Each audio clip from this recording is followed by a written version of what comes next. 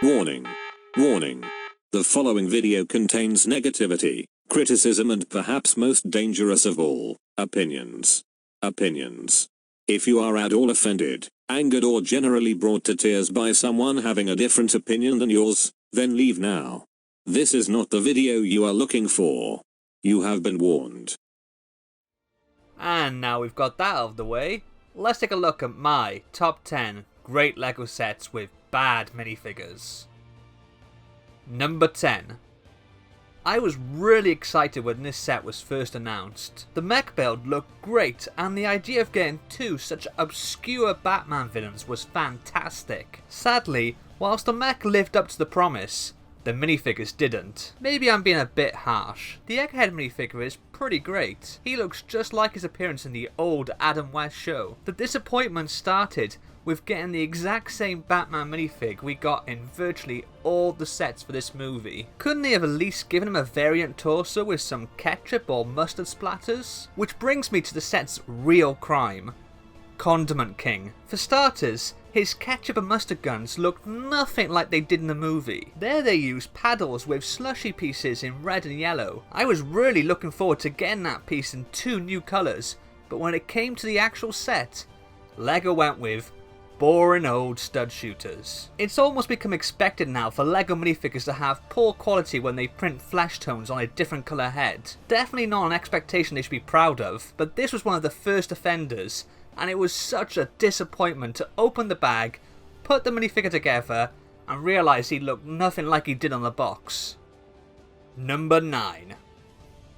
The minifigure that became a meme. The meme that became a legend. I am of course referring to that infamous firefighter from the Spider-Man Far From Home Molten Man battle.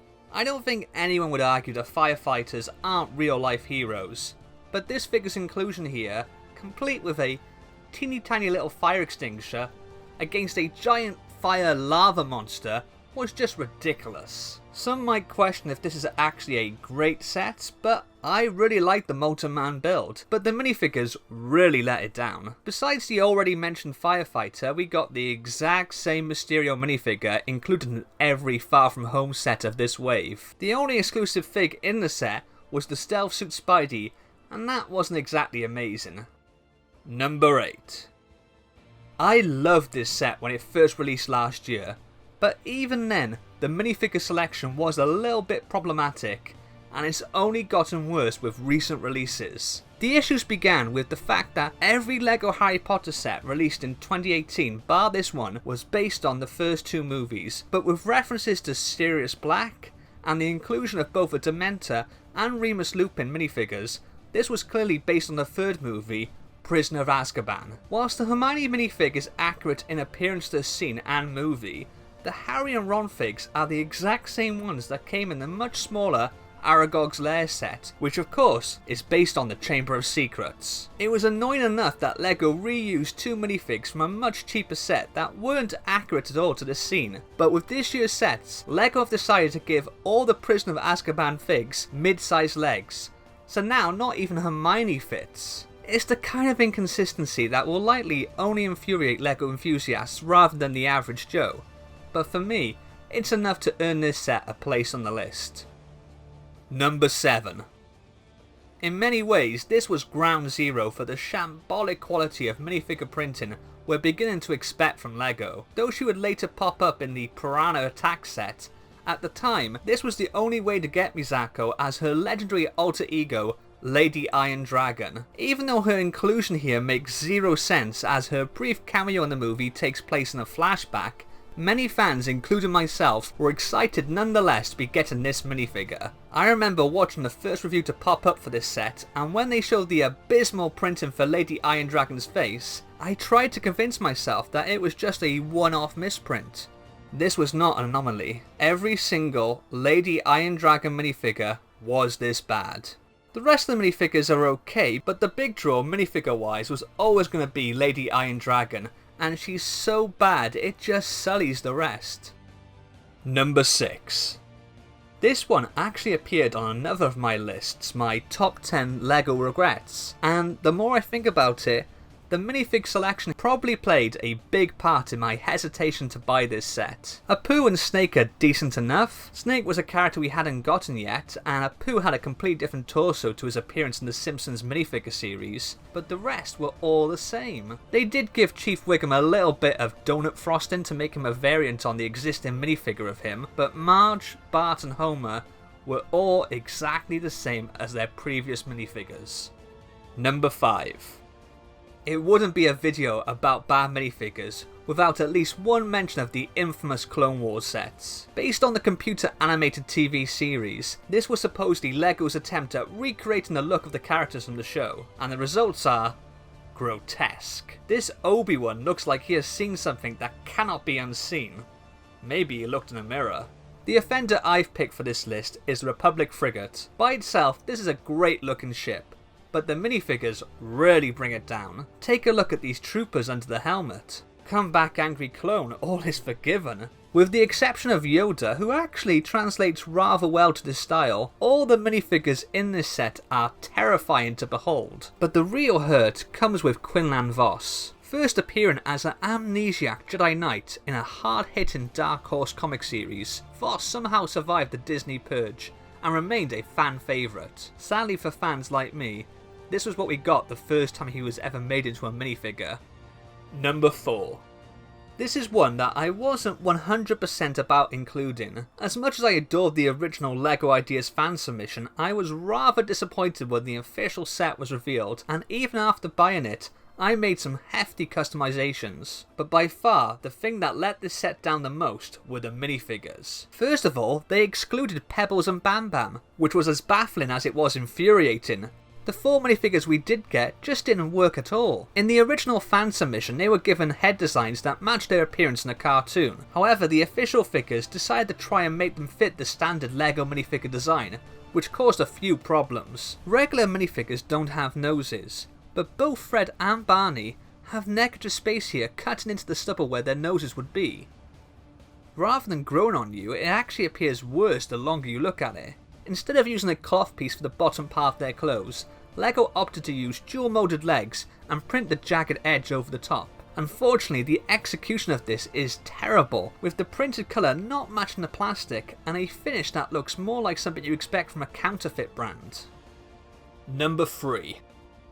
Did you ever hear the tragedy of Galen Starkiller, the Dark Force apprentice turned Jedi who helped forge the Rebel Alliance? I thought not.